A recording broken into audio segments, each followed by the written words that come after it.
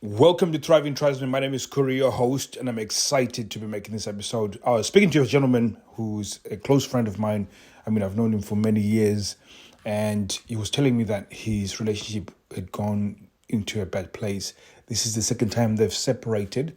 They do share a child, and therefore this makes it a little bit harder as things go through, as they go through this time within their life.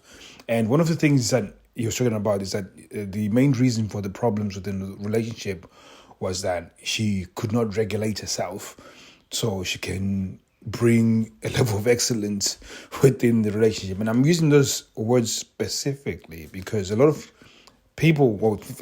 men, when it comes to how much a woman invests within the relationship, just tend to opt for something that is minimum because they feel like if I can allow you to invest less, therefore you would be approval of me, or you will treat me with better, you see me in a better light, lack of a better term. So it's one of those things that it is counterintuitive, but allowing a level of friction and allowing her to invest a lot more within the relationship has got benefits to how she performs, and more importantly, has got benefits on her mental health. So generally, when guys tell me that their partners have got anxiety, have got depression, have got stress, generally stems from the fact that we minimize their investment.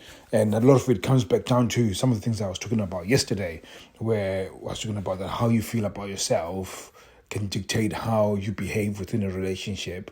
Therefore, if you don't feel like you're secure within yourself, you then minimize her efforts, so you can feel by doing more around the relationship or doing more within the relationship, it makes you feel secure. But by you minimizing what she's doing, it doesn't qualify you. It actually disqualifies you because they feel like they're not doing anything, and therefore it can affect them again from an emotional standpoint. Again, it's a triggering event because again, if especially when you are doing more in reaction to the fact that they have low mood, when you do that, what tends to happen is that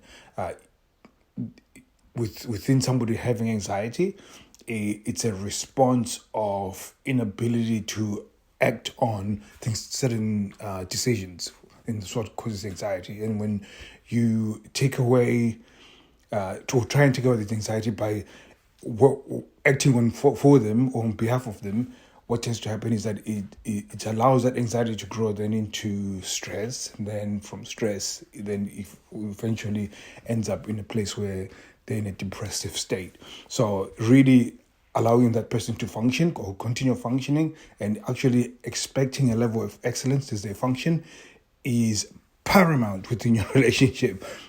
You minimizing their effort within the relationship is so destructive and will cause you more harm and more pain than anything else. So, for example, we've talked about this before, as if you are dealing with your partner and they started sharing some event that's going on that's causing a level of anxiety, instead of you then taking on and saying, you know what, I'm going to help you fix this, generally you have to take this frame of, I'm going to validate the feelings that you're feeling. I'm going to try and understand what's caused this level of anxiety.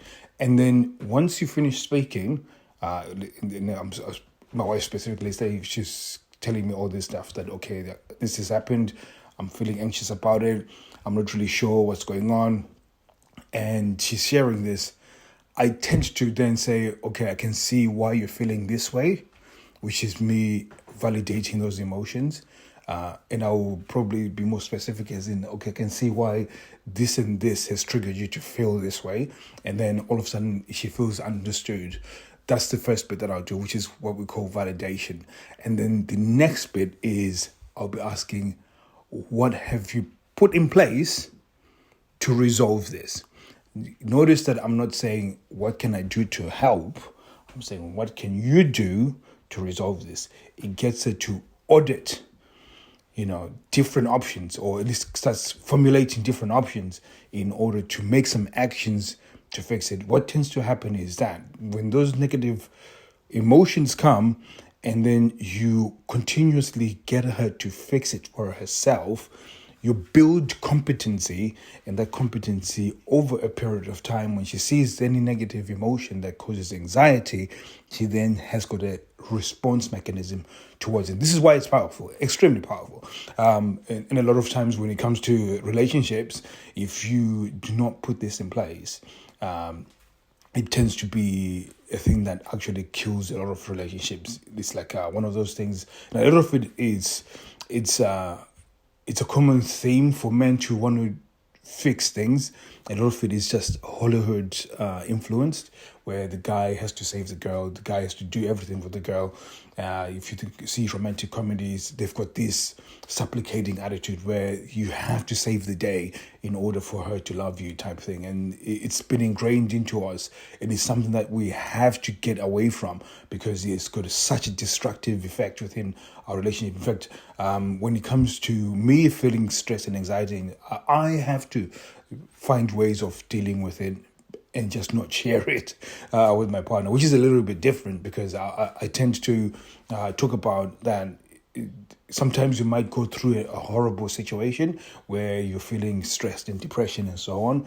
You have to figure out ways of dealing with it. Now, you might want to be part of our community where you can actually share where you feel overwhelmed, or you can go through the process where you speak to counselors.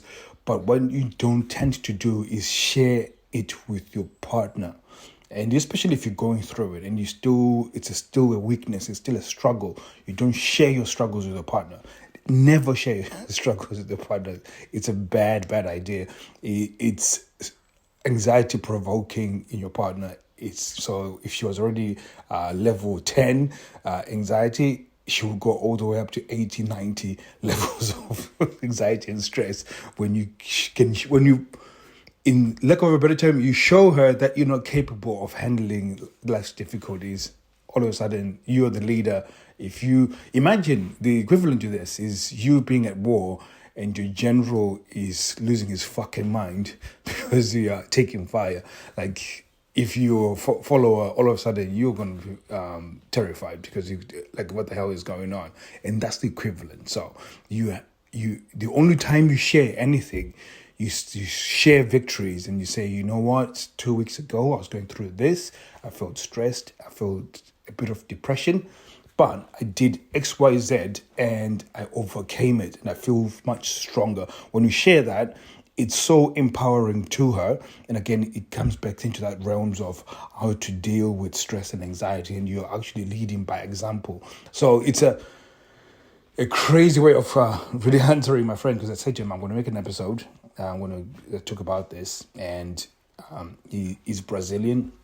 I've seen him in relationships, and remembering what I know now is that a lot of Brazilians have got this way where they treat women in a way that it's within the confines of romance. Like, you this gentle flower type thing, and really need to show you love, and I need to be nurturing. And so they take this sort of frame, and generally what that does is that whenever they go through issues, then they feel like they need to take these issues on, and therefore they never really allow them to build any skill to deal with any stress or anxiety or any friction or any challenges within a relationship. And this is not just exclusive to Brazilians, but it's in every culture. Again, most people take this frame where they need to save the girl, and by trying to save the girl, generally it causes more issues in the long run. That's why initially, when you were within the relationship, she took responsibility for her own issues, and then as you started taking more and more of her issues, she almost has this. She loses the ability to function when she experiences any challenges, and by over a period of time, she now just expects you to be the guy who's going to deal with it. Now, you're not going to be consistent because you are still also living life, and you got your own challenges, and therefore, again, you become inconsistent when it comes to dealing with challenges. And sometimes you become the problem. So if she's experiencing problems and then you can't handle it, then you are the problem instead of her having to deal with the actual core issue. So hopefully that's really opens up your mind around this.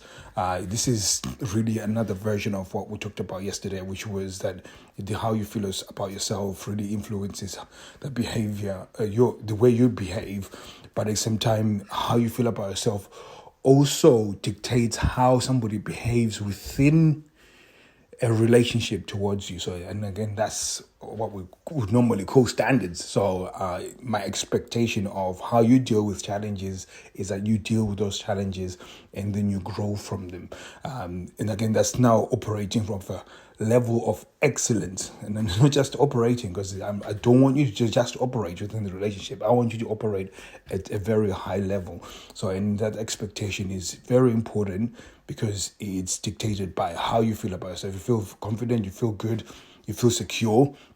All of a sudden, that expectation is a normal part of being in a relationship. You know, if you don't feel secure, you feel shitty about yourself, then you're willing to do whatever it takes to make that person feel good. And again, that's what makes it horrible. So hopefully that's an important lesson that you needed to listen to. And my friend, I'm going to send him this episode. So hopefully he knows that I love him, and I'm saying it out of love. It's no other thing. So hopefully it all works out, and I don't think things are going to go back together. I just hope that they can co-parent amazingly and have a brilliant future. So thank you very much, guys. I'll be speaking to you guys soon. Take care.